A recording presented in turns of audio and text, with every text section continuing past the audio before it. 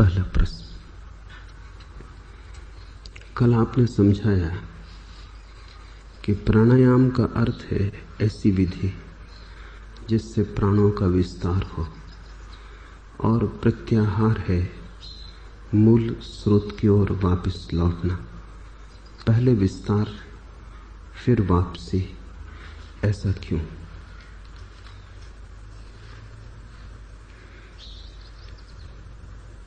क्योंकि जीवन विरोध से निर्मित है और जीवन के होने का और कोई ढंग नहीं। श्वास बाहर जाती है, फिर भीतर वापस लौटती है। पूछा कभी ऐसा क्यों? जब भीतर ही जाना है श्वास को, तो बाहर ले जाने की जरूरत क्या? लेकिन अगर श्वास भीतर ही रह जाए, बाहर न जाए, तो मौत घटेगी, जीवन नहीं। श्वास अगर बाहर ही रह जाए, भीतर ना आए, तो भी मौत घटेगी, जीवन नहीं। जीवन गति है, दो विरोधों के बीच गति है, दो तटों के बीच सरिता का प्रवाह है। श्वास बाहर जाती है, भीतर आती है, भीतर आती है, बाहर जाती है।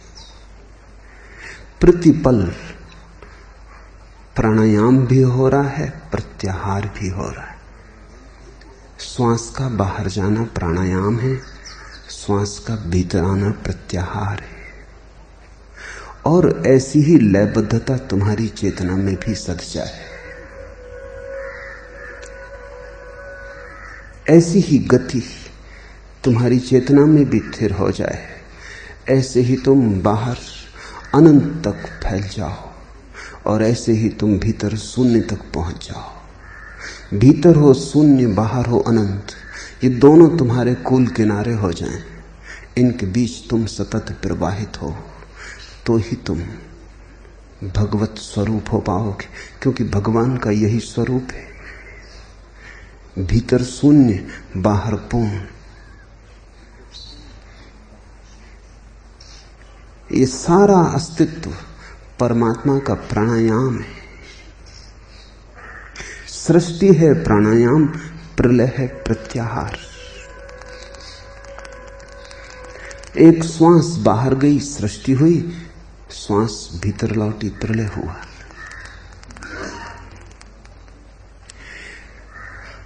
इसे तुम अगर ठीक से समझ पाओ तो जीवन में सब जगह दिखाई पड़ेगा। जन्म है प्राणायाम, मृत्यु है प्रत्याहार। जन्म में तुम फैलते हो, मृत्यु में सिकुड़ जाते हो, वापस लौट जाते हो। और जीवन जन्म और मृत्यु के किनारों के बीच है। जन्म जीवन नहीं, मृत्यु भी जीवन नहीं। जन्म और मृत्यु के बीच जो प्रवाहित है, जो अज्ञात नृत्य कर रहा है, छंद में, लय में लीन है, वही है जीवन। मन की आकांक्षा है तर्क युक्त होने की, और जीवन है विरोध युक्त। इसलिए जीवन अतर्क है, और जिन्होंने तर्क से जानना चाहा वे भटके और कभी पहुंचे नहीं। तर्क तो यही कहेगा प्राणायाम और प्रत्याहार तो विरोध हो गया, कुछ एक कहें। ज्ञान और भक्ति तो विरोध हो गया, कुछ एक कहें। शून्य और पूर्ण तो विरोध हो गया, कुछ एक कहें। ध्यान रखना, जीवन सदा ही विरोधी है, क्योंकि जीवन विरोधों से बड़ा है। जीवन विरोधों को आत्मसात कर लेता है। तर्क बड़ा छोटा है, छोटी बुद्धि का उपाय है। वो एक को ही समा पाता है तो विपरीत बाहर छूट जाता है। इसलिए बुद्ध ने अगर शून्य कहा तो ये अर्थ न था कि पूर्ण उसमें समाया नहीं है, लेकिन बुद्ध को मानने वालों ने कहा कि जब शून्य है तो पूर्ण नहीं हो सकता। और जब शंकर ने कहा पूर्ण, तो ये अर्थ न था कि शून्य उसमें समाया नहीं है, लेकिन शंकर के मानने वालों ने कहा जब पूर्ण है तो शून्य कैसे हो सकता है। यही तो अनुयायी भटक जाता है। अनुयायी जीता है तर्क से और बुद्धि से। और जो जानते हैं उन्होंने विरोध को एक साथ जाना है, लेकिन वे भी विरोध को एक साथ कहने में अड़चन अनुभव करते हैं, क्योंकि समझाना है तुम्हें। अगर विरोध एक साथ कहे जाएं तो तुम्हें लगता है बड़ी असंगति हो गई। तुम्हारा मन चेष्टा ही करता रहता है तर्कबद्ध सरणीबद्ध गणित की, और जीवन किसी गणित को मानता नहीं। जीवन सब गणित की सीमाओं को तोड़कर बहता है। जीवन तो बाढ़ है।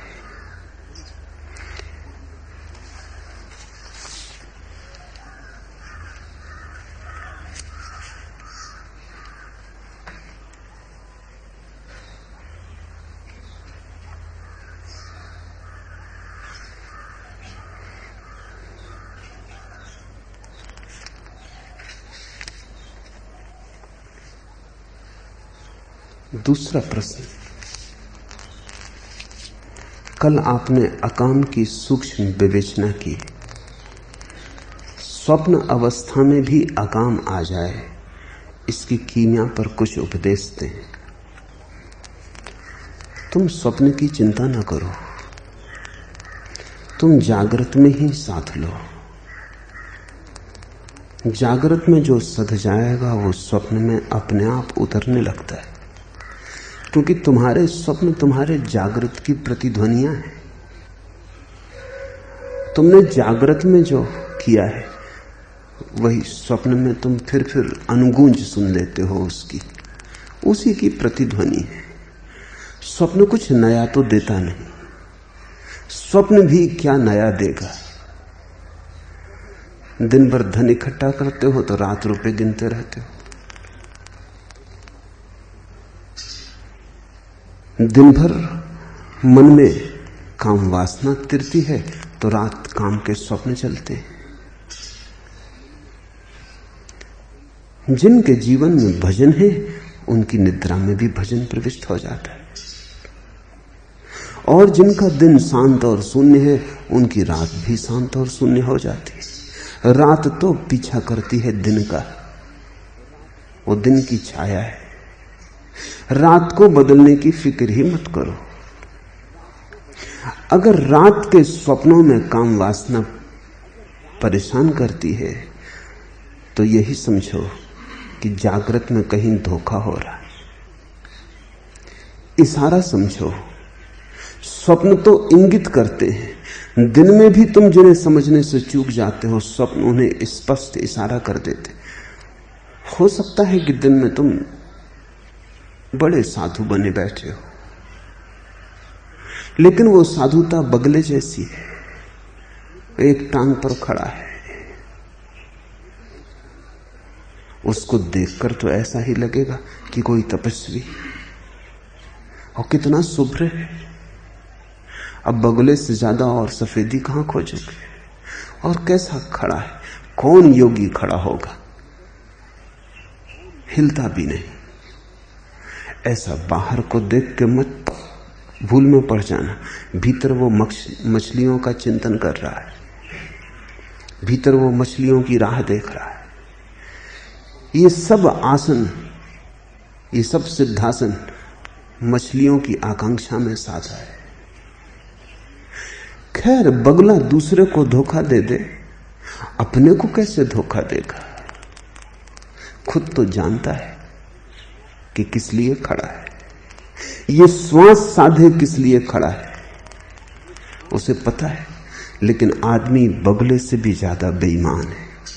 वो दूसरों को ही धोखा नहीं देता, दूसरों को धोखा देते देते अपने को भी धोखा दे लेता है। जब दूसरे मानने लगते हैं उसकी बात, तो धीरे धीरे खुद भी अपनी बात मानने लगता है। तब तुम्हें पता लगेगा कि तुम्हारे जागृत और स्वप्न में विरोध हो गया। तब तुम जागृत में तो कोई काम वासना की तरंग उठती नहीं मालूम होती, क्योंकि तुमने बहुत बुरी तरह दबाया है। तुम उसकी छाती पे चढ़ बैठे हो, तुम उसे उठने नहीं देते। नहीं कि वो समाप्त हो गई है, बस तुम उठने नहीं देते। नहीं कि वो मिट गई है, तुम सिर्फ उसे प्रकट नहीं होने देते। उसे तुम दबाए हो छाती के कोनों में, रात जब तुम शिथिल हो जाते हो, दबाने वाला सो जाता है, तब जो लहर दिन भर दबाई थी वो मुक्त होकर विचरण करने लगती। वही तुम्हारे स्वप्न में काम वासना बन जाती। जिन्होंने दमन किया है स्वप्न में उसे पाएंगे। स्वप्न को इशारा समझो, स्वप्न तुम्हारा मित्र है। वो यही कह रहा है कि दबाने से कुछ भी ना होगा, रात हम प्रकट हो जाएंगे। दिन भर दबाओगे, रात हम फिर मौजूद हो जाएंगे।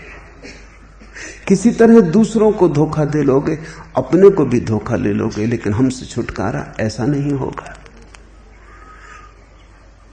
अब तुम पूछते हो कि स्वप्न में भी काम वासना से मुक्त होने के लिए क्या करें। इससे ऐसा लगता है कि जागृत में तो तुम मुक्त हो ही गए हो, अब रह गई है स्वप्न से मुक्त होने की बात। यही भ्रांति है। स्वप्न इतना ही कह रहा है कि जागृत में भी तुम मुक्त नहीं हुए हो, क्योंकि जिस दिन जागृत में मुक्त हो जाओगे उस दिन स्वप्न में कुछ बचता ही नहीं। स्वप्न तो तुम्हारी ही सूक्ष्म कथा है। तुम मुझसे ये पूछ रहे हो कि जैसे हमने जागृत में दबा लिया, ऐसी कोई तरकीब हमें बता दें कि स्वप्न में भी दबा लें। फिर तो तुम्हारी मुक्ति का कोई उपाय न रह जाएगा, क्योंकि जो दबा है वो सदा मौजूद रहेगा और कभी ना कभी प्रकट होगा। वो तो धधकता हुआ ज्वालामुखी है, बाहर लपटे ना आए इससे क्या होता है। भीतर तो तुम जलोगे और सड़ोगे, भीतर तो तुम गलोगे, कैंसर की तरह बढ़ेगा रोग, तुम्हारे रोए रोए में फैल जाएगा। नहीं, स्वप्न को समझो। स्वप्न की समझ इतना ही कह रही है कि दिन में तुमने कुछ चालबाजी की है, दिन में तुमने कुछ धोखा किया है। अब दिन को अपने समझने की कोशिश करो कि कहां तुम धोखा किए हो, कहां तुमने दबाया है,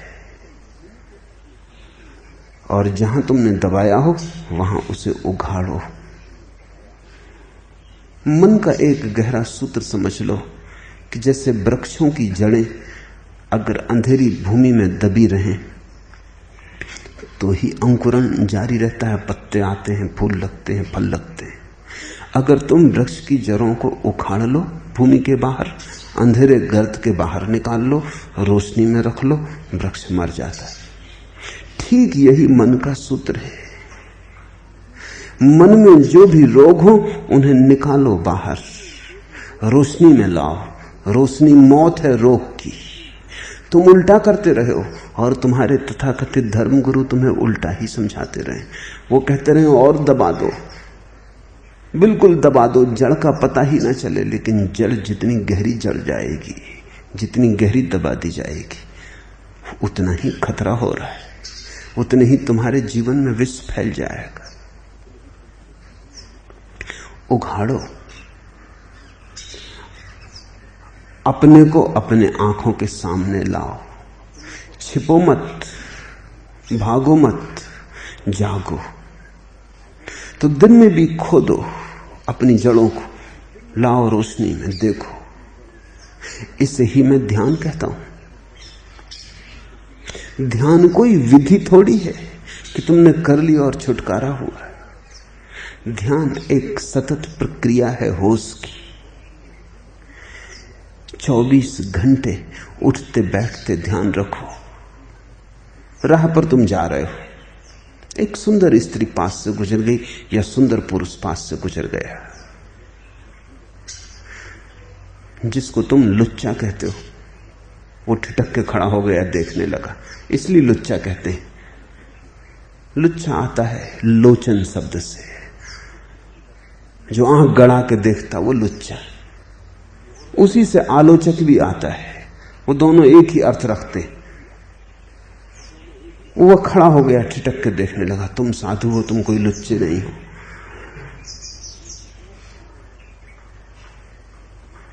तुम चोरी छिपा के देखते हो, तुम ठिठक के नहीं देखते, तुम दूसरे बहाने देखते हो। तुम पास की दुकान में देखने लगते हो, देखते दुकान में हो, देखना चाहते हो सुंदर स्त्री को। या हो सकता है कि तुमने और भी गहरा दमन कर लिया है। तुमने इतना दमन कर लिया है कि तुम आंखें नीची करके देखते ही नहीं स्त्री को, न दुकान न किसी बहाने से। तुम सिर्फ आंखें नीची के अपने बाजार की तरफ चले जाते हो। तब रात सपने में तुम देखोगे, क्योंकि देखना तो तुमने चाहा था। और यह भी हो सकता है कि ये आंख झुका के चलने की आदत तुम्हारी गहरी बन गई हो, कि तुम्हें पता भी नहीं चलता हो कब तुम आंख झुका लेते हो। ये झुकी जाती हो आदत बस। स्त्री की भनक पड़ती हो और आंख झुक जाती हो। ऐसा तुमने सील और आचरण तय कर लिया हो, ऐसा तुमने चरित्र निर्मित कर लिया हो, तब तुम आंख झुका के चले जाते हो। तुम्हें झुकानी भी नहीं पड़ती। ये तो सिर्फ यांत्रिक कुशलता से हो जाता है। तुम्हें शायद पता भी ना चले कि स्त्री पास से गुजरी थी, लेकिन आंख का झुकना बताता है कि तुम्हें चाहे ऊपर से पता ना चला हो, भीतर तुम्हारे प्राणों में कोई कपा, कोई हवा का झोंका भीतर गया, कोई तरंग उठी, उसी तरंग ने आंखें झुका दी। आंखें झुकाना बचने की तरकीब है। तुम गुजर गए। दुनिया तुम्हें संत कहेगी, सज्जन कहेगी, साधु कहेगी। इससे अहंकार को मजा भी आएगा, रस भी मिलेगा, रिस्पेक्टेबिलिटी, आदर मिलता है। तुम और भी धार्मिक होने लगोगे, आंख भी फोड़ सकते हो। अहंकार ऐसा है कि आदमी कुछ भी कर सकता है, लेकिन इससे तुम किसे धोखा दोगे? तुम्हारे अंतरतम को तुम धोखा ना दे पाओगे। रात के अंधेरे में, गहरी तंद्रा में, बेहोशी में जब तुम पड़े होगे, तब तुम्हारा सज्जन तो सोया है, संत तो गहरी नींद में पड़ा है। तब मन में वे सब राग उठने शुरू होंगे जो तुमने दबाए, वे गीत गूंजने लगेंगे जो तुमने अनसुने किए।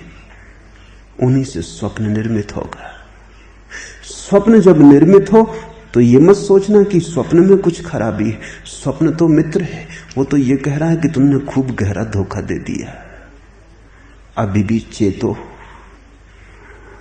इस धोखे से कुछ सार नहीं, मैं भीतर मौजूद हूं। ऐसे काम वासना ना जाएगी।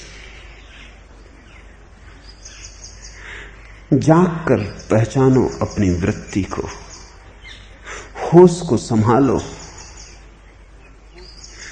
असली सवाल पास से गुजरी स्त्री को देखने या न देखने का नहीं है, तुम्हारे भीतर जो देखने की तरंग उठी उसको देखने या न देखने का है। स्त्री देखी तो, स्त्री न देखी तो कोई बड़ा सवाल नहीं है। तुम्हारे भीतर जो तरंग देखने की उठी थी, जो वासना उठी थी, उसे देखा कि नहीं? अगर उसे नहीं देखा तो स्वप्न में आएगा, अगर उसे देख लिया तो स्वप्न में आने की कोई जरूरत न रही। अगर तुम ऐसे प्रतिपल अपने भीतर की उठती वासना को देखते रहो, तुम पाओगे स्वप्न शून्य हो गए।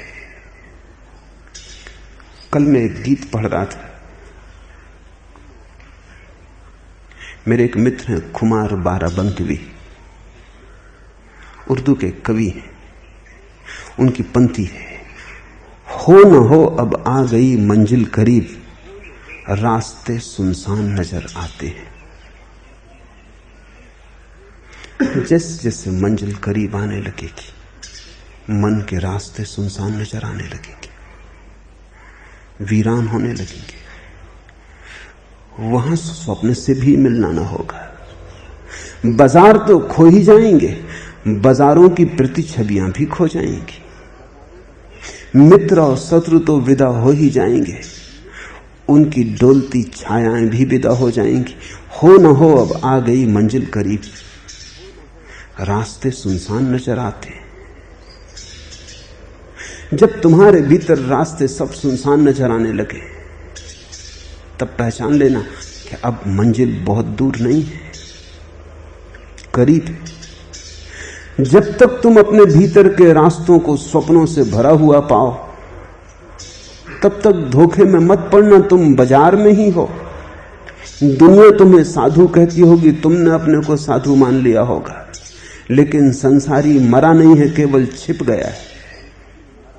और छिपा संसारी और भी खतरनाक है, क्योंकि छिपा संसारी वैसे ही जैसे कोई छिपा रोग। प्रकट हो तो इलाज भी हो जाए, छिपा हो तो इलाज भी मुश्किल। और रोगी अगर इंकार करता हो कि मैं रोगी हूं ही नहीं, तो चिकित्सक भी क्या करे? कम से कम रोगी स्वीकार करे कि मैं रोगी हूं तो कुछ हो सकता है। और ये कोई छोटे छोटे लोगों के जीवन की घटना नहीं है, जिनको तुम बड़े बड़े महात्मा कहते हो, उनके जीवन में भी यही उपद्रव है। महात्मा गांधी को भी जीवन के आखिरी दिनों में भी काम वासना के स्वप्न आते रहे, स्वप्न दोष होता रहा, मगर वो आदमी ईमानदार थे, यद्यपि गलत रास्ते पर थे। क्योंकि अगर जीवन भर की चेष्टा के बाद भी और स्वप्न में काम वासना पकड़ती हो, तो उसका अर्थ है कि चेष्टा गलत रास्ते पर होती रही। चेष्टा में कोई कमी न थी, उन जैसा चेष्टारत आदमी तुम न पा सकोगे। बड़ी निष्ठा से उन्होंने मेहनत की थी, लेकिन निष्ठा से थोड़ी मंजिल पास आती। अकेली निष्ठा से अगर मंजिल पास आती होती तब तो कोई भी पहुंच जाता। न अकेली निष्ठा से मंजिल आती है पास, न अकेली ठीक राह से मंजिल आती है पास। जब ठीक राह से निष्ठा का मिलन होता है तब मंजिल पास आती है। तुम कितनी ही ईमानदारी से रेत से तेल निचोड़ने की कोशिश करो, तुम्हारी ईमानदारी थोड़ी पर्याप्त है। रेत में तेल होना भी तो चाहिए। तुम कहो कि मैं कितनी निष्ठा, कितनी श्रद्धा से निचोड़ रहा हूं, अटूट है, अखंड है मेरी निष्ठा, पर इससे क्या होगा? रेत में तेल होना भी तो चाहिए। और दूसरा आदमी तुमसे कम निष्ठा से भी निचोड़े, लेकिन अगर तिल के दानों से निचोड़ता हो तो शायद मिल जाए, क्योंकि तेल वहां है। यह भी हो सकता है कि कोई तिल के दाने भी रखे बैठा रहे, लेकिन आस्था ही ना हो तो निचोड़ेगा कैसे?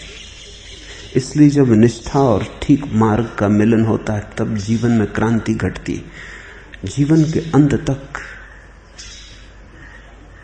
गांधी को स्वप्न पीड़ित करते रहे, मगर मैं कहता हूं वे ईमानदार आदमी थे, तुम्हारे दूसरे साधु संतों की तरह नहीं कि स्वप्न तो सताते रहे और उन्होंने कभी बाहर उनकी चर्चा ना की। उन्होंने तो खुले चर्चा की। उनके शिष्य इससे परेशान थे। शिष्य चाहते थे इसकी खुली चर्चा मत करो, क्योंकि शिष्यों को चोट लगती कि हमारे गुरु को और ऐसे सपने आते। शिष्यों का जो गुरु के प्रति महात्मा का भाव था वो, और शिष्यों के अहंकार को पीड़ा होती कि लोग क्या कहेंगे। वो गांधी को कहते ये चर्चा खुली मत करो। गांधी ने अंतिम दिनों में एक युवा स्त्री के साथ नग्न बिस्तर पर सोना शुरू किया। कई शिष्य तो भाग गए, उनमें से कई बड़े गांधीवादी हैं जो भाग गए थे, अब वही ठेकेदार हो गए। अब वो कहते हैं वही वसीयतदार है। वही थे जो भाग गए थे गांधी के खिलाफ और गांधी के विरोध हो गए थे कि ये क्या गड़बड़ है। ऐसा कहीं सुना, देखा, लेकिन गांधी की पीड़ा को कोई भी ना समझा। गांधी की पीड़ा ये थी, आखिर में उन्हें तंत्र शास्त्रों का संबंध जुड़ा। जीवन भर उन्होंने ब्रह्मचर्य की व्यर्थ चेष्टा में गंवाया।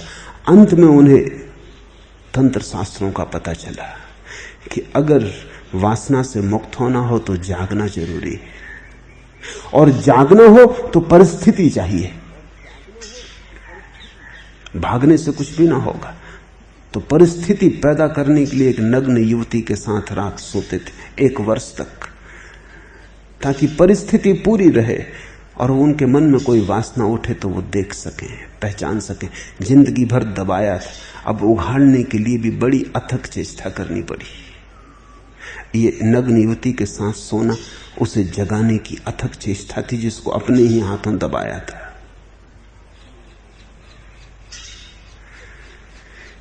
जीवन भगोड़ेपन से हल नहीं होता। जीवन तो साक्षात्कार करने से हल होता है। जीवन की सभी समस्याओं का साक्षात्कार करना होगा।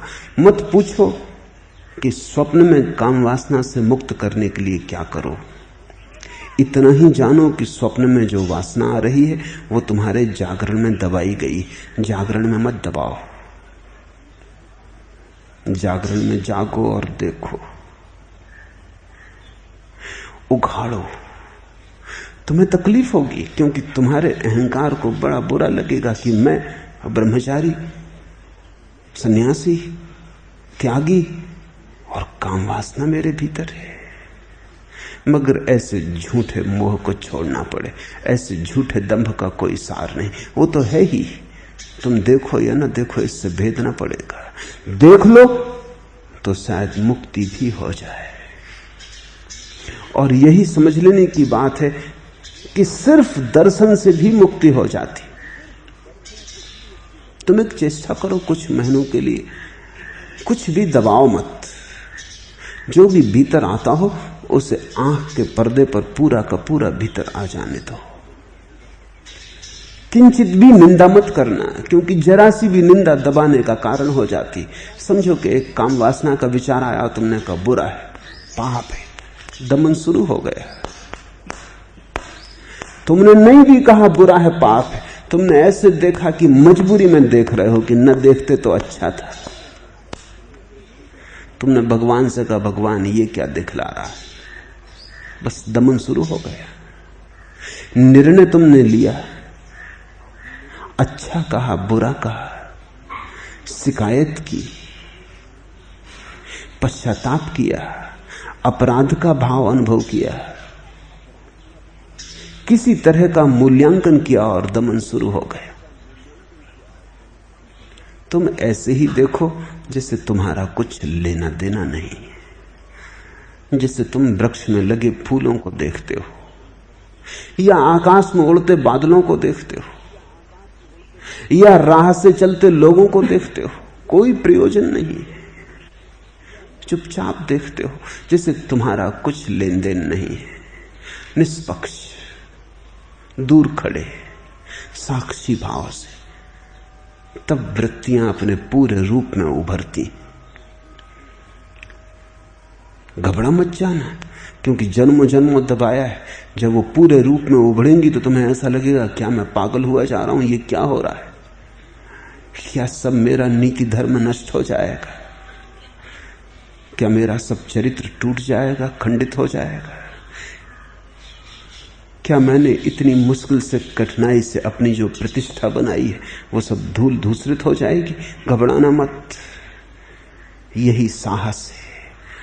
इसी साहस को मैं तपश्चर्या कहता हूं। धूप में खड़े होने में कोई साहस नहीं है, नग्न बर्फ में खड़े होने में भी कोई साहस नहीं है।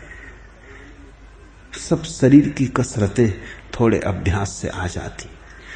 बड़े से बड़ा साहस मैं भीतर जैसा हूं वैसा ही देख लेने में, और उसी से रूपांतरण हो जाता है, उसी से क्रांति घट जाती है। तुम जरा देखो, यहां तुम देखना शुरू करोगे, अचानक तुम पाओगे कि स्वप्न के रास्ते खाली होने लगे। क्योंकि जो जो तुम जागने में देख लोगे, फिर तुम्हारी आत्मा को स्वप्न में दिखाने का कोई प्रयोजन न रहा। जो तुमने ही देख लिया उसे दिखाने की क्या जरूरत रही। स्वप्न खाली हो जाएंगे, और काश तुम्हारी रात स्वप्नों से खाली हो जाए तो समाधि हो जाएगी। पतंजलि ने कहा है सुसुप्ति और समाधि में जरा सा ही भेद है, बड़ा जरा सा भेद है। वो भेद इतना ही है कि सुसुप्ति मूर्छित है और समाधि जागृत है। जब सब स्वप्न खाली हो जाते, अभी तुमने ख्याल किया, सुबह तुम उठ के याद कर सकते हो कोई स्वप्न आया, ये भी याद कर सकते हो कि रात, पूरी रात सपनों ही सपनों से भरी रही। तो तुम्हारे भीतर कोई होश तो है जो सपने देखता है, जो सपनों को पहचानता है, जो सपनों की याद रखता है। अब तुम ऐसा सोचो कि सब सपने खो गए, तब तुम्हारा ये होश जो सपनों में अटक जाता था, सपनों को देखता था, अब समाधि को देखेगा, क्योंकि सपने तो रहे नहीं, रास्ते पर राहगीर तो रहे नहीं, सुनसान रास्ता रह गया। अब सुनसान रास्ता दिखाई पड़ेगा। सुबह जब तुम उठोगे तुम कहोगे सुसुप्ति देखी, स्वप्न नहीं देखा। सुसुप्ति को देख लेना समाधि। रास्ता खाली था, भीड़ ना थी, लोग थे ही नहीं देखने को, तो राह देखी। आकाश बादलों से ना घिरा था, बदलियां थी ही नहीं, आकाश देख लिया। बदलियों के कारण आकाश पे पर्दा पड़ जाता है, सपनों के कारण सुसुप्ति पे पर्दा पड़ जाता है, और सुसुप्ति समाधि है। रोज रात तुम वहीं पहुंचते हो जहां बुद्ध पहुंचते, रोज रात तुम वहीं पहुंचते हो जहां शंकर जीते, लेकिन तुम्हारे बीच और समाधि में बड़ी भीड़ है। समाधि और तुम्हारे बीच बड़ा मेला लगा है, और वो मेला तुमने ही जुटाया है। गलत ढंग से जीवन के साथ व्यवहार करने से तुम कूड़ा करकट इकट्ठा करते जाते हो। क्षण क्षण निपटारा कर लो, जो सामने आए उसे भरपूर देख लो, उसे पूरा पूरा देख लो, उसमें जरा भी नानुच मत करना, फिर तो कोई प्रयोजन ना रहा। सपने में इसलिए आता था कि तुमने ठीक से ना देखा, दिन में लौट लौट आना पड़ा। तुमने कभी ख्याल किया अगर किसी भी बात को तुम ठीक से भोग लो तो उसकी याद आनी बंद हो जाती। अगर किसी को भी तुम गौर से देख लो तो छुटकारा हो जाता है। गौर से जी लो तो फिर कोई राग रंग बंधे नहीं रह जाते, अधूरे अनुभव अटके रह जाते, और मन की आकांक्षाओं ने पूरे करने की होती। तो जो जो तुम अधूरा जिए हो वो तुम्हारे पास इकट्ठा हो गया, उसकी भीड़ इकट्ठी हो गई है। अब कृपा करो, ऐसा मत करो, और सपने में मत पूछो मुझसे कि कैसे उसको रोके। सपने से इतना ही पहचानो कि जागरण में रोका है, जागरण में भी मत रोको। मैं ये नहीं कह रहा हूं कि जाओ और जो भी तुम्हारे मन में वासना उठे उसे पूरा कर गुजरो, मैं ये नहीं कह रहा हूं, क्योंकि उस तरह तो तुम पूरा करने की चेष्टा भी कर लिए हो, वो भी पूरा नहीं हुआ है। जन्मों जन्मों आदमी वही करता रहा है। क्रोध करने से कहीं क्रोध गया है, काम करने से कहीं काम गया है, लोभ करने से कहीं लोभ गया है। यही द्वंद्व है। करो तो मजबूत होता है, क्योंकि अभ्यास बनता है। आज क्रोध किया, कल क्रोध किया, परसों भी क्रोध किया था, तो क्रोध की श्रृंखला मजबूत होती चली जाती। अभ्यस्त क्रोधी हो जाते हो तुम।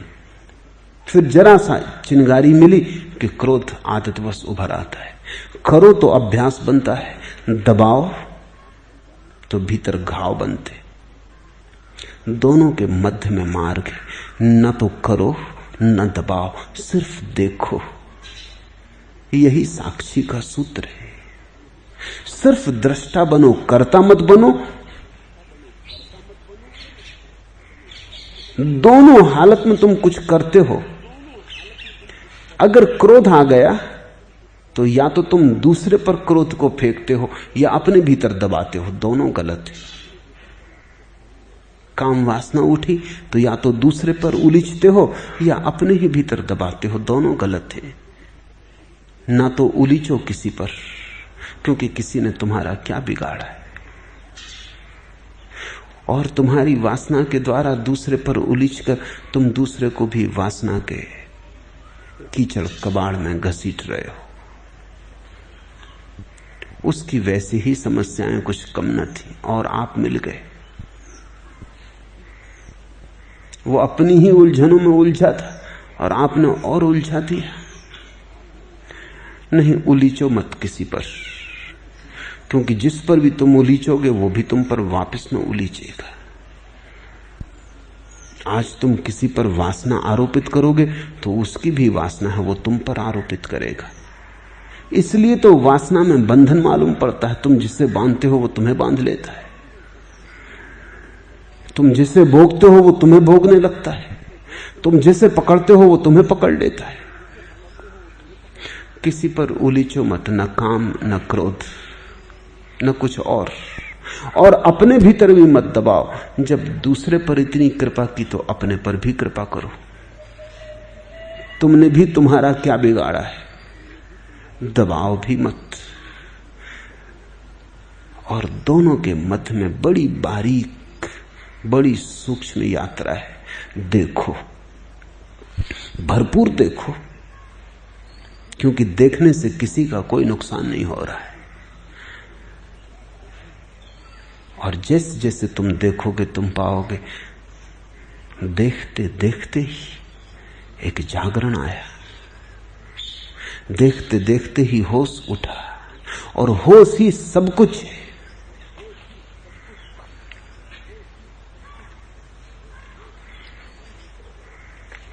माइलेओ देरोहरम, तूने ये सोचा भी कभी, जिंदगी खुद ही इबादत है अगर होश रहे। माइले देरोहरम, ओ मंदिर और मस्जिद की तरफ झुकने वाले, तूने ये सोचा भी कभी, जिंदगी खुद ही इबादत है अगर होश रहे। फिर कोई और प्रार्थना नहीं, कोई पूजा नहीं, फिर कोई और ध्यान ही नहीं। जिंदगी खुद ही इबादत है अगर होश रहे।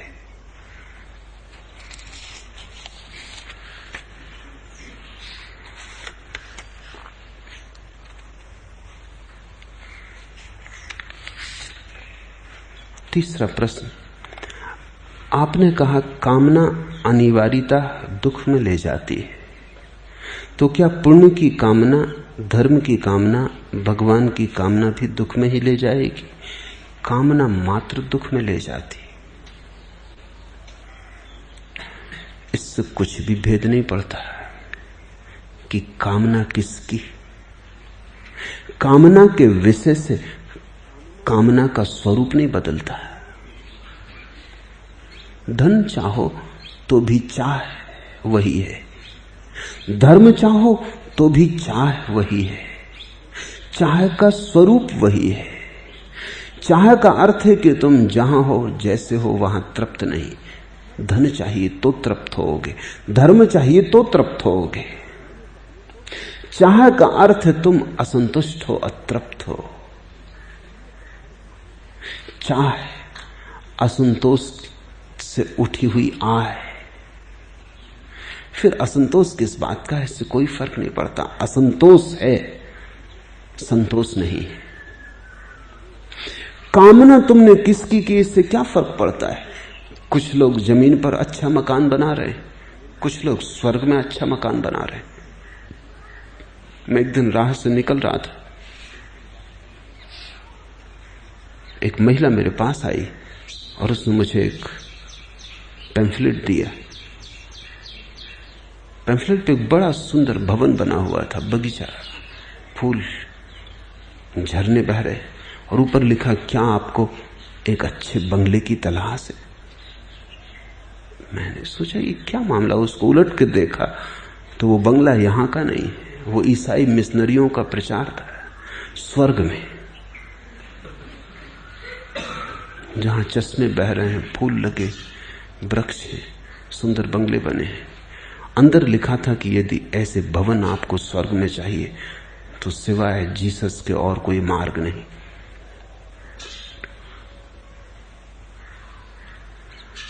तुम स्वर्ग की भी कामना करोगे, तुम ही करोगे ना, वो तुम्हारे ही मन का विस्तार होगा, तुम्हारी ही भाषा होगी, तुम्हारे ही रंग होंगे। तुम थोड़ा सोचो एक दिन बैठ के कि स्वर्ग में तुम क्या क्या चाहोगे। तुम जरा फेरिस्त बनाओ, तुम बड़े हैरान होगे, ये फेरिस्त यहीं की। रॉल्स रॉयस कार चाहोगे, क्या करोगे, क्या स्वर्ग में चाहोगे, क्या कौन सी फिल्म अभिनेत्री चाहोगे, ताजमहल चाहोगे वहां। थोड़ा फेरिस्त बनाओ अपने स्वर्ग की, डरना मत, फाड़ देना, किसी को दिखाना थोड़ी, खुद ही बनाना, लेकिन उससे ये जाहिर हो जाएगा कि तुम चाहोगे क्या। अगर स्वर्ग देने को परमात्मा राजी हो और कहे कि लो क्या मांगते हो, तुम क्या मांगोगे, वो मांगे बता देंगी कि तुम्हारा स्वर्ग तुम्हारे संसार का ही विस्तार है। थोड़ा साफ सुथरा होगा, यहां से थोड़ा परिष्कृत होगा, यहां क्षणभंगुर है, वहां स्थायी होगा, मगर ये सब तो विस्तार के फासले हैं, इनमें कोई फर्क नहीं है। यहां अभिनेत्री थोड़े दिन में बूढ़ी हो जाएगी, वहां कभी ना होगी। वहां कहते हैं 16 साल के बाद उम्र बढ़ती ही नहीं स्त्रियों की स्वर्ग में। 16 पर ही रुक गई है। उर्वशी लाखों साल पहले भी 16 की थी, अभी भी 16 की। तुम जब भी जाओगे तभी 16 की पाओगे। इससे कुछ उर्वशी के संबंध में पता नहीं चलता, इससे मनुष्य की कामना का पता चलता है कि वो चाहता है स्त्री 16 पर रुक जाए। स्वर्ग में चश्मे बह रहे हैं शराब के,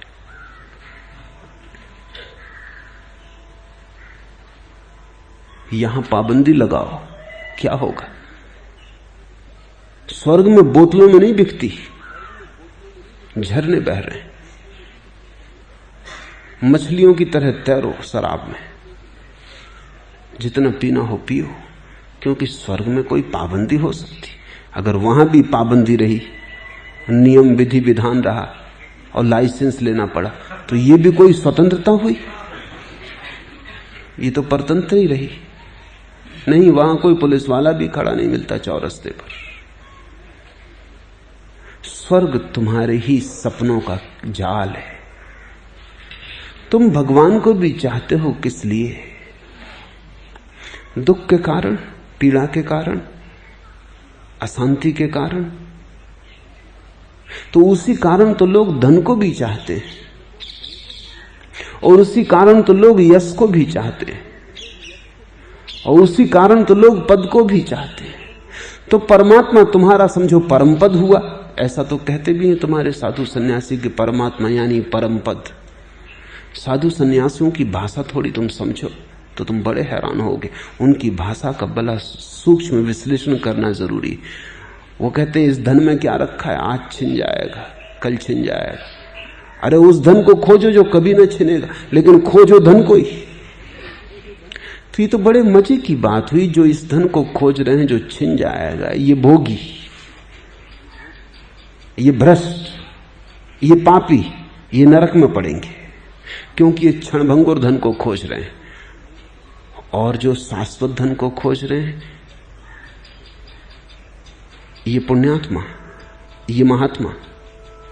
इन दोनों में फर्क क्या है? इतना ही फर्क समझ में आता है कि क्षणभंगुर को खोजने वाला थोड़ा कम चालाक, शाश्वत को खोजने वाला ज्यादा होशियार, कुशल, ज्यादा बेईमान। जैसे छोटे बच्चे कंकड़ पत्थर बीन रहे हैं, तुम उनसे कहते हो छोड़ो भी ना, समझो क्या कंकड़ पत्थर बीन रहे हो? अरे अगर बीनना ही हो तो हीरे जवाहरात, ये क्या कंकड़ पत्थर बीन रहे हो? तुम इतना ही बता रहे हो कि तुम जरा ज्यादा चालाक, तुम जरा सांसारिक हिसाब किताब में ज्यादा होशियार हो गए हो। ये बच्चा अभी भोला भाला है। तुम जिनको सांसारिक कहते हो उनको मैं देखता हूं तुम्हारे तथाकथित साधु सन्यासियों से ज्यादा भोले भाले, बस इतना ही फर्क। तुम्हारे साधु सन्यासी ज्यादा बेईमान, ज्यादा चालाक।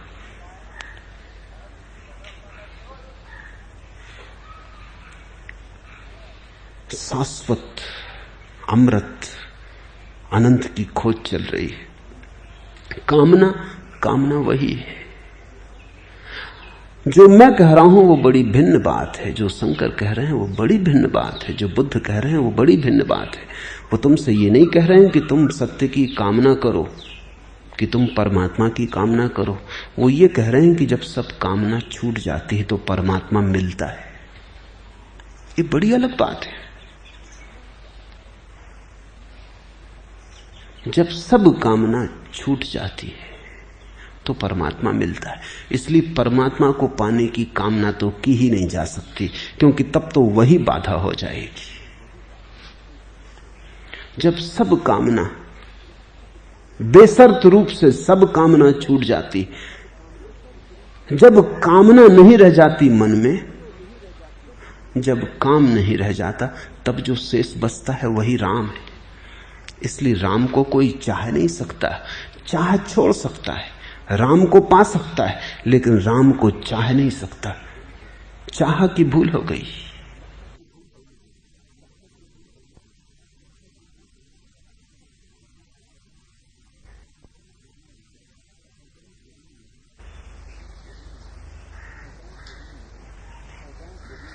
सौदागरी नहीं, ये इबादत खुदा की है। ए बेखबर जजा की तमन्ना भी छोड़ दे। ये कोई सौदा नहीं है, ये कोई सौदागरी नहीं है, इबादत खुदा की है।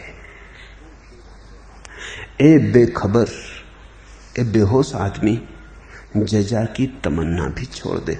इसके प्रतिकार में कुछ मिलेगा ये आशा छोड़ दे, क्योंकि इसके प्रतिकार में कुछ मिले, प्रति उत्तर में कुछ मिले, जजा की तमन्ना रहे तो कुछ भी न मिलेगा, क्योंकि फिर तो तू परमात्मा को समझ ही न पाया। कामना छूट जाने का परिणाम है परमात्मा। कामना छोड़ने से मिलता नहीं, मिल जाता है। इसलिए तुम पाने के लिए भी अगर इस तरह सब कामना छोड़ो, तुम ये भी कर सकते हो, अच्छा परमात्मा की भी कामना छोड़ देंगे, अगर इसी तरह मिलता है तो ये कामना भी छोड़ देंगे, मगर पाके रहेंगे तो तुम्हें न मिलेगा, तो तुम चूक जाओगे। तुम समझे ही नहीं बात। तुम इसे आधार नहीं बना सकते दावा का, तुम दावेदार नहीं हो सकते। ये कोई सौदागरी नहीं है, इबादत है खुदा की। इसे समझो। जैसे ही तुम्हारे भीतर कोई कामना नहीं रह जाती, तुम कहते हो मैं तृप्त हूं जैसा हूं, मुझे इंच भर भी अन्यथा नहीं चाहिए, रत्ती भर भी भिन्न नहीं चाहिए, यही होना पर्याप्त है। अहोभागी हूं। और तुम नाचते हो, गाते हो, क्योंकि जैसे हो परम सुख है, कोई कामना न रही। तुम सम्राट हो गए, तुम भिखारी न रहे। इसी सम्राट से उस परम सम्राट का मिलन होता है। सम्राट से मिलना हो तो सम्राट हो जाना जरूरी। समान ही समान से मिल पाता है।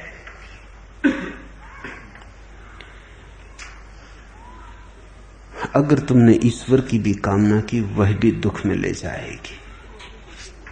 इसलिए तुम अपने मंदिर मस्जिदों में अनेक बैठे फकीरों को दुखी पाओगे।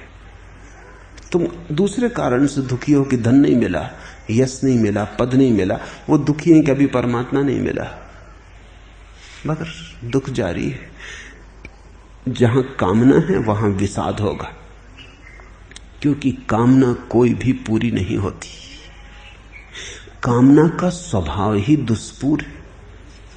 बुद्ध ने कहा है तृष्णा दुष्पूर है। ऐसा नहीं कि तुम्हारी सामर्थ्य की कमी है इसलिए तुम उसे नहीं भर पाते, न भरना उसका स्वभाव है।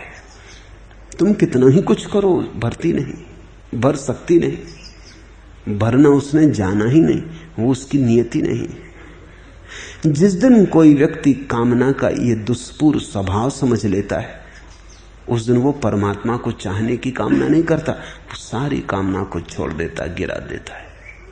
उस गिरने के क्षण में ही वो अचानक पाता है, अरे जिसे मैं खोजता था वो घर में रहा, जिसे मैं तलाशता था वो भीतर मौजूद है।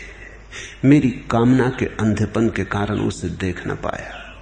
इसलिए शंकर कहते हैं कि वो प्रभु तेरे भीतर मौजूद है। जिस दिन भी तू सारी दौड़धाप को छोड़कर, आपाधापी को छोड़कर, कामना को छोड़कर अपने घर वापस लौट आएगा, अपने घर में बैठेगा निश्चिंत विश्राम में, अहोभाव में, कुछ पाना नहीं, कहीं जाना नहीं, उसी दिन अचानक तू पाएगा एक नया संगीत भीतर बजने लगा। वो बज तो सदा से रहा था, लेकिन कामना के शोरगुल के कारण सुनाई ना पड़ता था। वो बड़ी धीमी आवाज थी, वो बड़ी सूक्ष्म आवाज थी, अहिर्निश उसका नाद था। लेकिन सुने कौन? तुम घर पर न थे और परमात्मा तुम्हारे घर में था। तुम अपने घर कभी आते ही नहीं, तुम्हें फुर्सत कहां घर लौटने की। इतना विस्तार है कामनाओं का, कभी एक के पीछे कभी दूसरे के पीछे। तुम्हें फुर्सत कहां है कि तुम अपने घर आओ और उसे देख लो जो तुम्हारे घर सदा से ही ठहरा हुआ है। परमात्मा को खोजने कहीं जाना नहीं, अपने घर लौट आना है, वही है प्रत्याहार।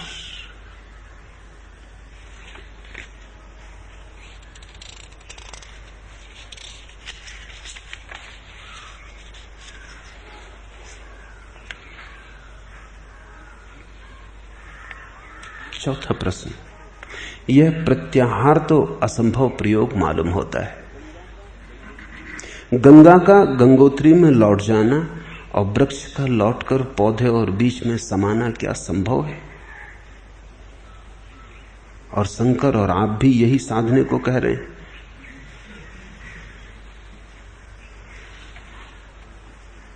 गंगा का गंगोत्री में लौटना या वृक्ष का वापस बीज में समाना तुम्हें असंभव मालूम पड़ता है। यही रोज घट रहा है। बीज रोज फिर वृक्ष बन जाता है। वो पास लगे गुरमोहर में लटके हुए बीज देखो, सारा वृक्ष बीज बन गया है। और गंगा रोज गंगोत्री लौटती है, चढ़कर बादलों में, घटाओं में, फिर बरसती है हिमालय पर, फिर गंगोत्री में लौट आती। ये रोज ही घट रहा है। फिर तुम कहोगे फिर करने की क्या बात है? करने की बात इतनी है, इस घटती घटना को जाग कर देखना। ये सोते सोते घट रहा है। अनेक बार तुम अपने घर लौट आते हो, लेकिन तुम्हें होश नहीं। तुम सरायों में ठहरने के इतने आदी हो गए हो कि तुम घर भी लौट आते हो तो उसे भी सराय समझते हो। मेरे एक मित्र, उनका धंधा ऐसा है कि उन्हें दिन रात यात्रा करनी पड़ती। महीने में 4-5 दिन ही घर लौटते। घर लौटते तो उन्हें नींद नहीं आती, क्योंकि रेल की खड़बड़ में उनकी सोने की आदत हो गई। जब तक वो ट्रेन में न सोए उन्हें नींद नहीं आती। वो मुझसे कहने लगे बड़ी मुसीबत है। कोई 20 साल से यही काम करते हैं। तो जब तक शोरगुल न मचता हो और हर घड़ी आधा घड़ी के बाद फिर स्टेशन न आता हो और फिर आवाजें और फिर धूम धक्का, उन्हें नींद नहीं आती। तो मैंने उन्हें कहा तुम एक काम करो, तुम रेलवे लाइन के पास क्यों नहीं मकान किराए से ले लेते? उन्होंने कहा ये बात जची। मैं बड़े बड़े डॉक्टरों के पास हो आया, अब उन्होंने रेलवे लाइन के पास मकान ले लिया। अब वो बड़े मजे में, अब वो घर में भी सो जाते हैं, क्योंकि फिर ट्रेन निकली, हर 10-15 मिनट में ट्रेन निकल रही। वो बड़े प्रसन्न हैं। तुम्हें कठिनाई लगेगी उनके सोचने में, क्योंकि तुम जब पहली दफा ट्रेन में जाओगे तो नींद ना आएगी। आदत, सभी आदतें बांधने वाली हो जाती। तुम अपने घर के बाहर इतने रहे हो कि जब तुम घर भी आते हो तो तुम घर नहीं आते। पहचान ही नहीं होती, प्रतिविज्ञा नहीं होती। लगता है ये भी कोई सराय है, ठहरे रात सुबह चल पड़े। गंगोत्री में रोज गंगा लौटती है और तुम पूछते हो कठिन। तुम अपने मूल स्रोत पर बने ही हो और तुम पूछते हो कठिन। तुम अपने मूल स्रोत से दूर जाओगे भी कैसे? जाओगे भी कहां? ख्यालों में गए होगे, असलियत में नहीं जा सकते। ऐसे जैसे रात तुम पूना में सो जाओ और सपना देखो कलकत्ते का, तो क्या सुबह उठ के फिर ट्रेन पकड़ के पूना वापस लौटना पड़े? सपने में कलकत्ते में थे तो सुबह उठ के क्या भागोगे कि अब ट्रेन पकड़ें घर जाएं? ना, सुबह तुम जाग के पाओगे पूना में ही सो रहे हो। अपने से दूर जाना सिर्फ एक ख्याल है, सिर्फ एक विचार है। अगर तुम मुझसे पूछो और तुम्हें अड़चन ना हो तो मैं कहना चाहूंगा गंगा गंगोत्री से कभी गई ही नहीं, बीज कभी वृक्ष बना ही नहीं। एक सपना देखा है कि वृक्ष हो गए। एक सपना देखा कि गंगोत्री से गंगा निकल आई, सागर की तरफ चली। क्योंकि अपने स्वभाव से बाहर जाने का उपाय कहां? तुम मुझसे पूछते हो कि स्वभाव में लौटना बड़ा कठिन है। मैं तुमसे यह कह रहा हूं कि स्वभाव से बाहर जाना कठिन ही नहीं, असंभव है। कोई कभी गया नहीं। तुम इसी क्षण बुद्ध हो, इसी क्षण जिन हो, इसी क्षण परमात्मा हो, लेकिन तुम्हारे ख्याल तुम्हारे ख्याल कुछ और है, तुम कहते ये बात जस्ती नहीं, मैं तो पान की दुकान करता हूं, कैसे बुद्ध हो सकता? पान की दुकान करने से कुछ बाधा है? कोई बोधि वृक्ष के नीचे बैठने से बुद्ध होता है? पान की दुकान पर बैठे भी तुम बुद्ध हो, मैं कह रहा हूं। क्योंकि तुम कुछ भी करो, पान की दुकान करो कि बूचड़ खाना चलाओ, तुम कुछ भी करो, तुम बुद्धत्व के बाहर जा नहीं सकते। मछली तो शायद कभी सागर के बाहर आ भी जाए, तुम परमात्मा के बाहर कैसे जाओगे? क्योंकि सागर की कोई सीमा है, किनारा है। परमात्मा का तो कोई किनारा नहीं और कोई सीमा नहीं। तो ये तुम्हारा ख्याल है कि तुम पान की दुकान कर रहे हो, करो मजे से, मगर इससे तुम ये मत सोच लेना कि तुम बुद्ध ना रहे। बस इतना ही होश आ जाए तो गंगा लौट गई गंगोत्री। होश का आ जाना, हजार उपद्रव आएंगे रास्ते पर, संसार रोकेगा तुम्हें, पहले दुकान रोकेगी, धन रोकेगा, पद रोकेगा, किसी तरह इनसे छूटे तो मंदिर मस्जिद रोकेंगे, वेद पुराण रोकेंगे, गीता कुरान रोकेंगे। अगर तुम सबसे बच के निकल आए तो ही तुम आ पाओगे।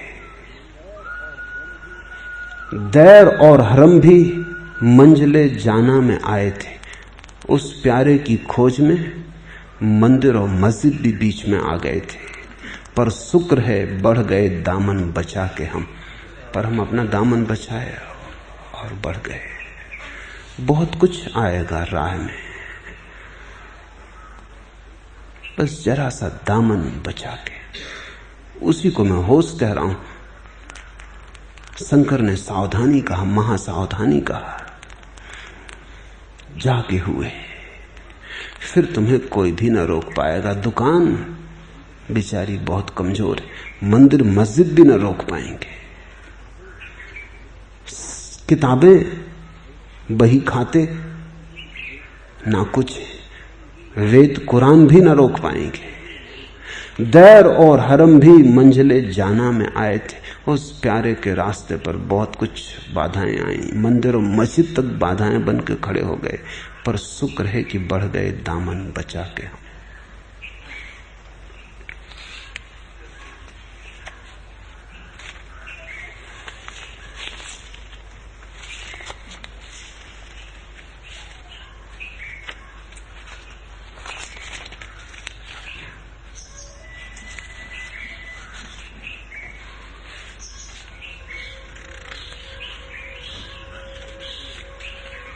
पांचवा प्रश्न, आप जो ध्यान प्रयोग कराते हैं उसमें योग और भक्ति का समावेश है, तो क्या प्रत्याहार के लिए दोनों आवश्यक है?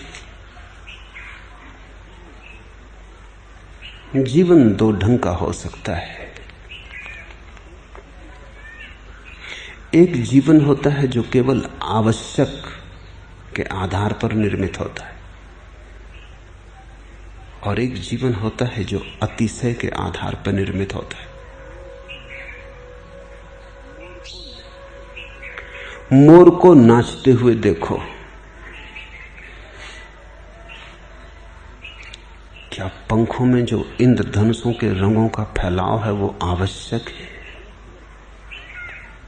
पंख अगर काट दो तो मोर की जीवन में क्या कोई कठिनाई और अड़चन आ जाएगी?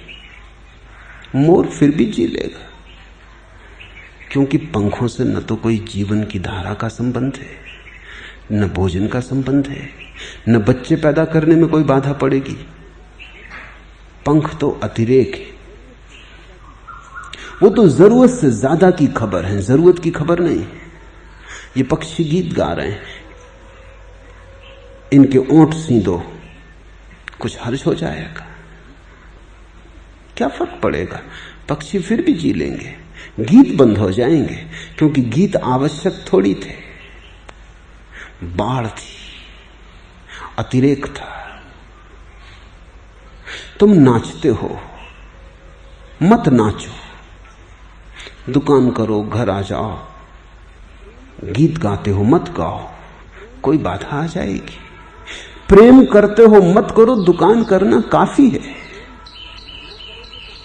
प्रेम न करोगे तो क्या अड़चन आ जाएगी? क्या मर जाओगे?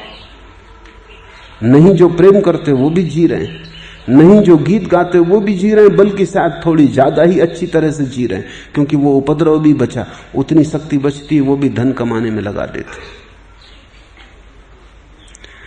लेकिन तुम्हारे जीवन की गरिमा खो जाएगी। आवश्यक से जीने का मामला कंजूस का है।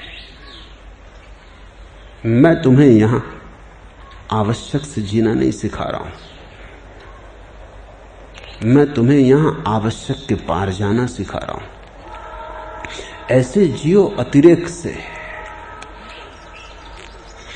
मैं भी जानता हूं अकेले ज्ञान से भी परमात्मा मिल जाता है, कोई भक्ति की जरूरत नहीं। अकेली भक्ति से भी परमात्मा मिल जाता है, कोई ज्ञान की जरूरत नहीं है।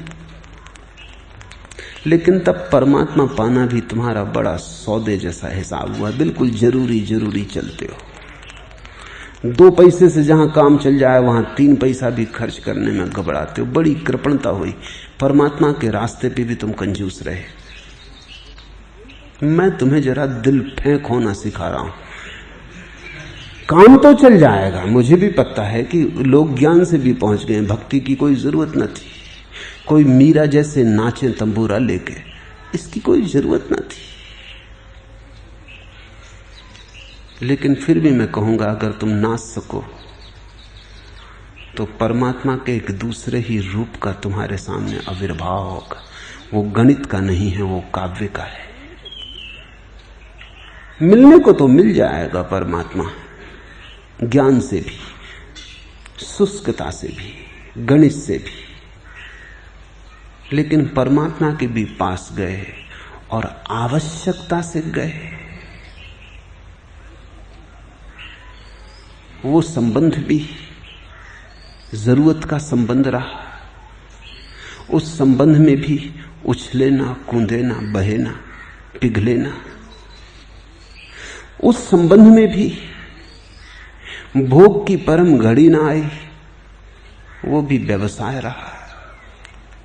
भक्ति से भी लोग पहुंच गए, कोई ज्ञान जरूरी नहीं, लेकिन पहुंच तो गए। लेकिन जहां पहुंचे उसका बोध, वो आवश्यक नहीं है पहुंचने के लिए, छोड़ा जा सकता है।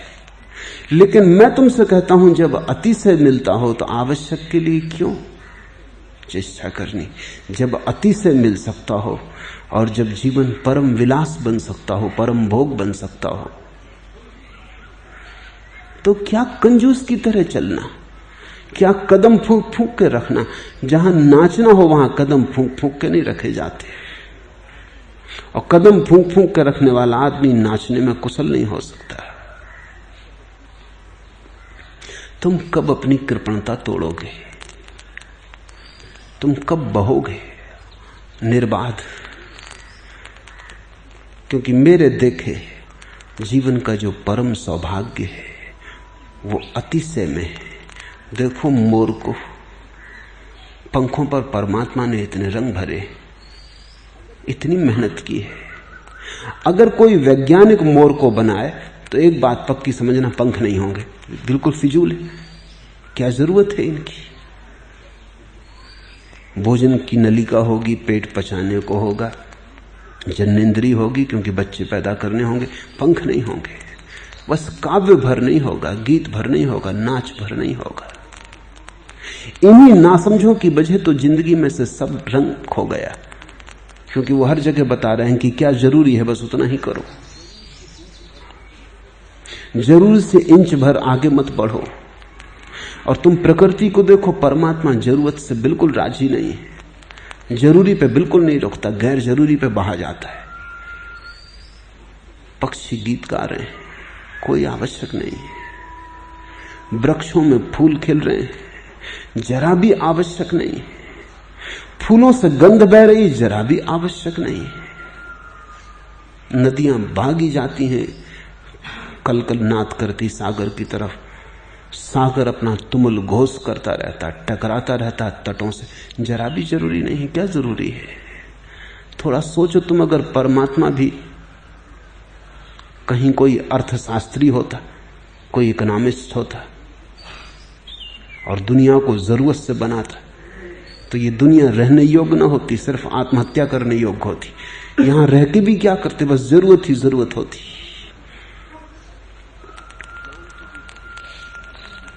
ज्ञान से भी पहुंच जाओगे, भक्ति से भी पहुंच जाओगे, लेकिन ज्ञान भक्ति से दोनों से जिस ढंग से पहुंचोगे वो पहुंचना और है, वो मजा और है।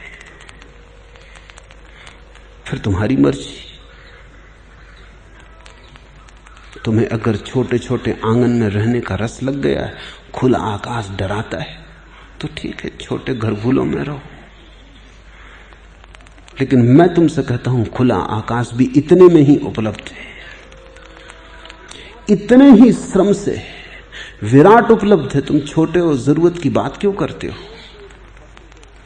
तुम्हारे ज्ञान को इतना बढ़ने दो कि भक्ति हो जाए, तुम्हारे भक्ति को इतना गहराने दो कि ज्ञान हो जाए। तुम दोनों छोर छू लो ताकि कुछ अछूता न रह जाए। इस जगत में जो भी मिल सकता था तुम पूरे को ही पालो, तो ही धन्यता है।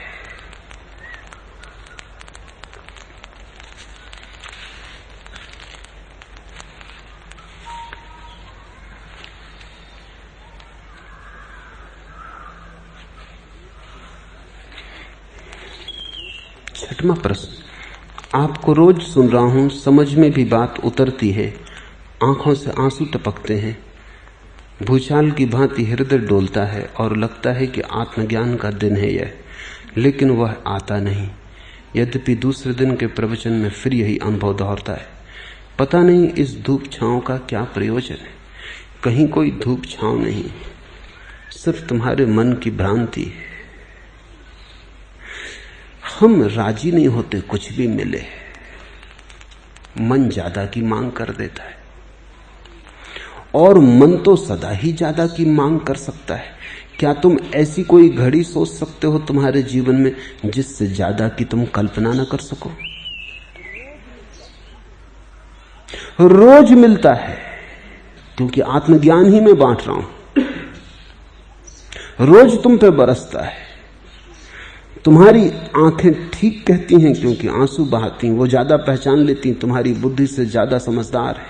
और तुम्हारा हृदय ठीक खबर देता है क्योंकि डोलने लगता है, मगर तुम्हारी खोपड़ी मजबूत है, ठोस है।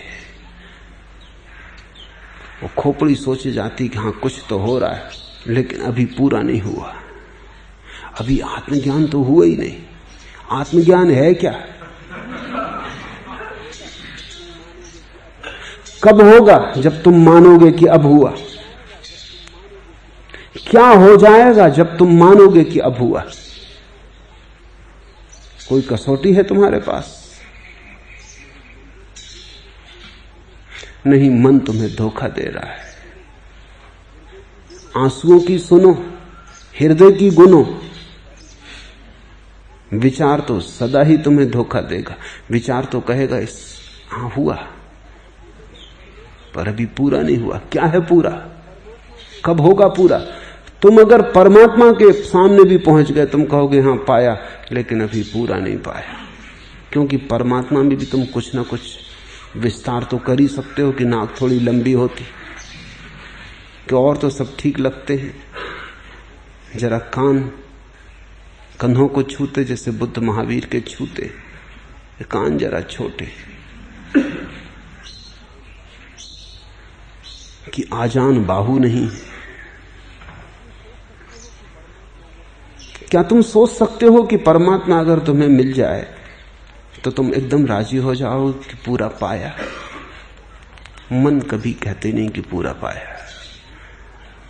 मन की आदत ही नहीं, वो मन का हिसाब नहीं। मन कहता है हाँ मिला, मगर अभी और मिल सकता है। ये मन तो तुम्हें सब जगह भटकाएगा। इसे छोड़ो, आंसुओं का भरोसा करो, श्रद्धा करो आंसुओं पर। वे ज्यादा सरल, ज्यादा स्वाभाविक, ज्यादा आंतरिक, ज्यादा हार्दिक है, ज्यादा प्राथमिक है। भरोसा करो हृदय की धड़कन का, क्योंकि वही नृत्य पहली दफे उतरता है। और बुद्धि आदमी की है, सभ्यता की है, समाज की है, शास्त्रों से आई है, उधार है। आंसू तुम्हारे हैं, बुद्धि तुम्हारी नहीं।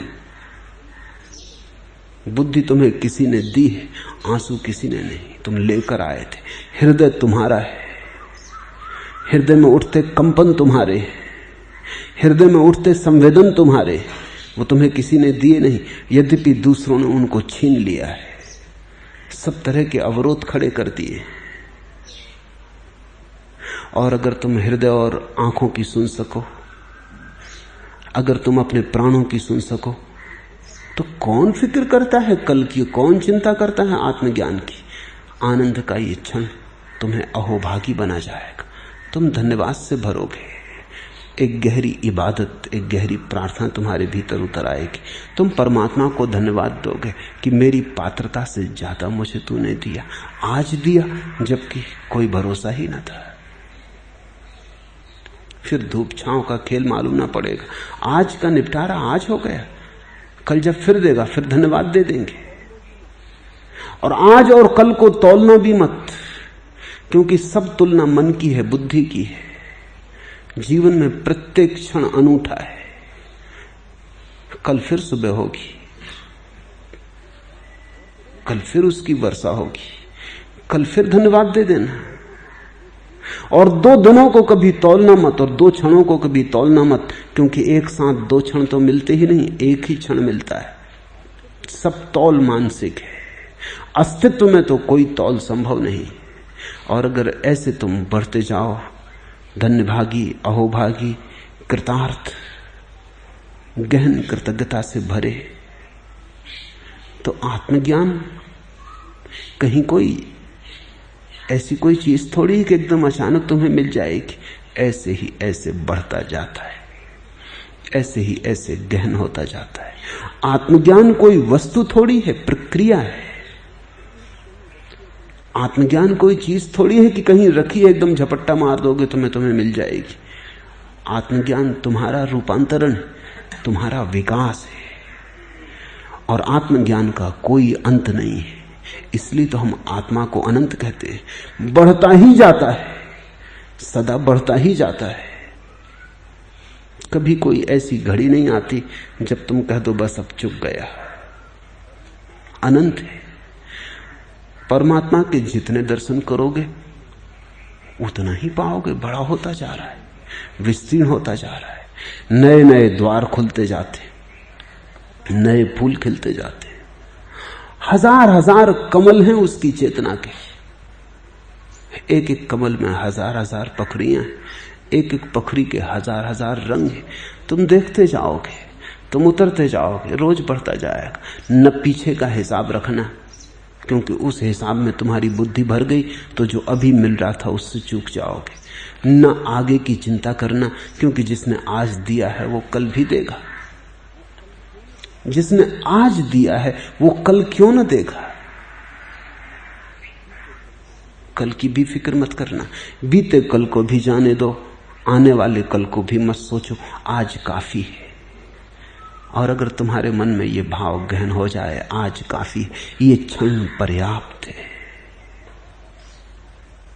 तो यही क्षण भजन का हो गया। भज गोविंदम, भज गोविंदम, भज गोविंदम मूढ़मते। आज इतना।